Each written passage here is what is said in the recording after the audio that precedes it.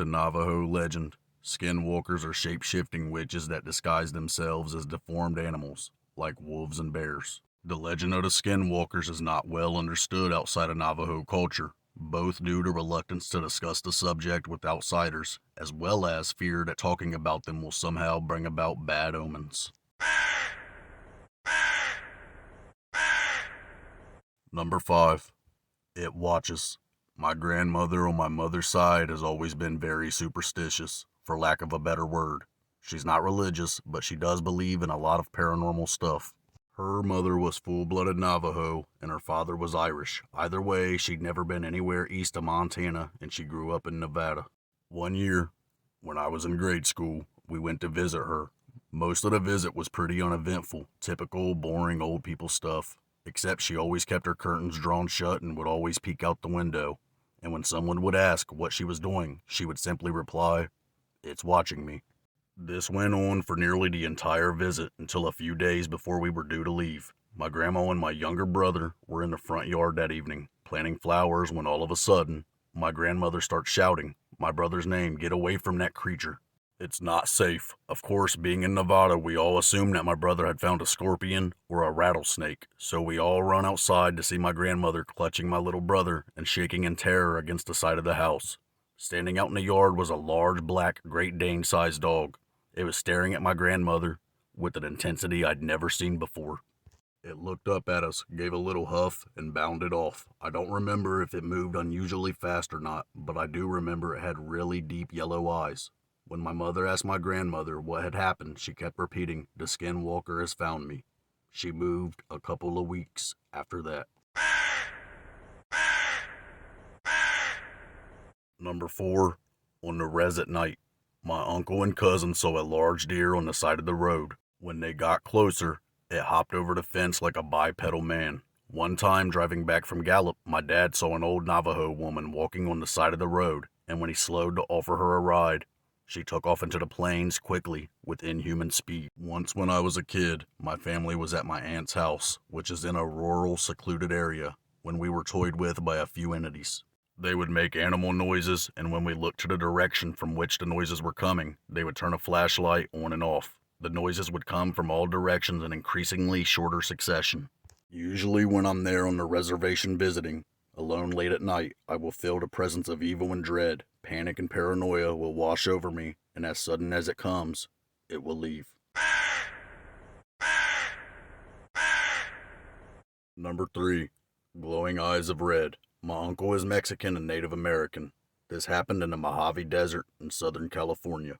He was driving around with his girlfriend late at night, and they saw something that looked like a huge black dog on the side of the road. He slowed down and the dog began crossing the road. Instead of walking like a normal dog would, this thing moved like a toy rocking horse.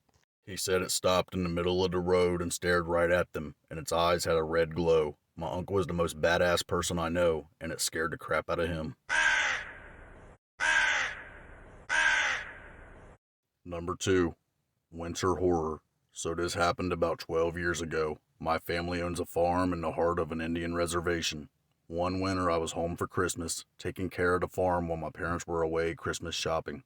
As I was home by myself, way late in the night, and I hear all our cows freaking out, I knew it had to be the wild dogs that are rampant in the area. So I throw on some boots, grab a shotgun, load it up, and head out to the field.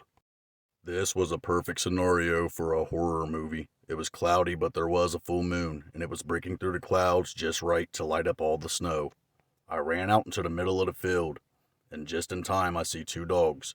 They were standing up, facing each other and fighting. I think, perfect, 2 for 1. So I pump a shell into the chamber of Mr. 12 gauge, and then it happened. The 2 dogs heard the rack. They both stopped, looked over at me, and ran away on their back legs. I immediately froze, and every ghost story about skinwalkers and all the other native legends I grew up with flew through my mind. Keep in mind I am a white guy, and up until then these were all just boogeyman stories the native kids like to tell to scare us. That night, they became real to me. Number 1. A fated encounter. In July 2004, near Gallup, New Mexico, I had my first and only encounter with a skinwalker. Before this, I used to say, "I'll believe it when I see it." Well, I'm a believer now.